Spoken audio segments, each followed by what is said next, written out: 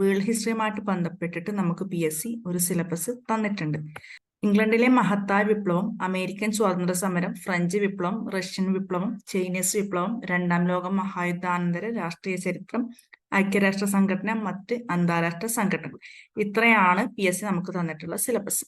അപ്പോൾ കഴിഞ്ഞ കുറച്ച് കാലങ്ങളിലായിട്ട് PSC ആവർത്തിച്ചിട്ടുള്ള ക്വസ്റ്റ്യനുകൾ ഏതൊക്കെയാണെന്ന് നോക്കാം.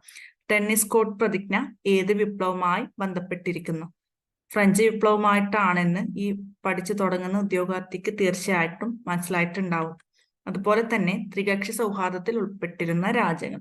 ഇവിടെയുള്ള ഓപ്ഷൻസ് ശ്രദ്ധിച്ചു കഴിഞ്ഞാൽ Germany, Austria, Hungary, Italy, England, France, Russia. നമുക്കറിയാം ജർമ്മനിയും ഇംഗ്ലണ്ടും ഒക്കെ തന്നെ എന്താണ് എതിർചേരിയിലാണ്. അതുകൊണ്ട് തന്നെ ജർമ്മനിയും ഇംഗ്ലണ്ടും ഒരിക്കലും ഒന്നിച്ചായിരിക്കില്ല. അതുകൊണ്ട് ആ രണ്ട് ഓപ്ഷൻസും ഒന്നിച്ച് വരുന്നുള്ള ഓപ്ഷൻസും ഒക്കെ നമുക്ക് മാറ്റാവുന്നതാണ്. അപ്പോൾ ബാക്കി ഉണ്ടാവുന്നത് C2 മാത്രമാണെന്നുള്ളത് മനസ്സിലാവും. കാരണം അച്ചുതണ്ട് ശക്തികൾ എന്ന് പറയുന്ന ജർമ്മനി, ഇറ്റലി, ജപ്പാൻ അവര് അതുപോലെ ത്രികക്ഷി സൗഹാർദ്ദം അവർ രണ്ടാളും എന്തായാലും ഒന്നിച്ചായിരിക്കില്ലല്ലോ. അതുകൊണ്ട് തന്നെ ആ രണ്ട് ഓപ്ഷൻസും ഒന്നിച്ച് വരുന്നത് നമുക്ക് കട്ട് ചെയ്തിട്ട് ഒരു ഉത്തരത്തിലേക്ക് എളുപ്പത്തിൽ എത്തിച്ചേരാൻ വേണ്ടിയിട്ട് നമുക്ക് സാധിക്കും എന്നുള്ളതാണ് ഇവിടെ നിന്ന് മനസ്സിലാവുന്നത്. അടുത്തത് വെനസ്വേല, കൊളംബിയ, ഇക്വഡോർ, പെറു തുടങ്ങിയ രാജ്യങ്ങളെ സ്പെയിനിന്റെ ആധിപത്യത്തിൽ നിന്നും മോചിപ്പിച്ചതാര്?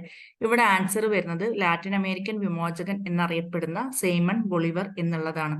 നമുക്ക് ഈ ചോദ്യങ്ങൾ നോക്കുമ്പോൾ മനസ്സിലാവും എന്താണ് എളുപ്പത്തിൽ ഉത്തരത്തിലേക്ക് എത്തിച്ചേരാൻ പറ്റുന്ന തരത്തിലുള്ള ക്വസ്റ്റ്യൻസ് ആണ് PSC ഇവിടെ ഫ്രെയിം ചെയ്തിരിക്കുന്നത്. അധികം സ്റ്റേറ്റ്മെന്റ് ടൈപ്പിലുള്ള ക്വസ്റ്റ്യൻസ് ഒന്നും ചെയ്തിട്ടില്ല. അതുകൊണ്ട് തന്നെ നമ്മൾ വ്യക്തമായിട്ട് സിലബസിനെ ബേസ് ചെയ്തിട്ട് പ്രധാന ഇവന്റ്സും കാര്യങ്ങളും ഒക്കെ പഠിക്കുന്നതിലൂടെ ഈ ഒരു ക്വസ്റ്റ്യന്റെ ഉത്തരത്തിലേക്ക് എത്തിച്ചേരാൻ പറ്റും എന്നുള്ളതാണ് ഇവിടെ നിന്ന് നമുക്ക് മനസ്സിലാക്കാൻ പറ്റുന്ന കാര്യം. Hope the session is clear. Thank you.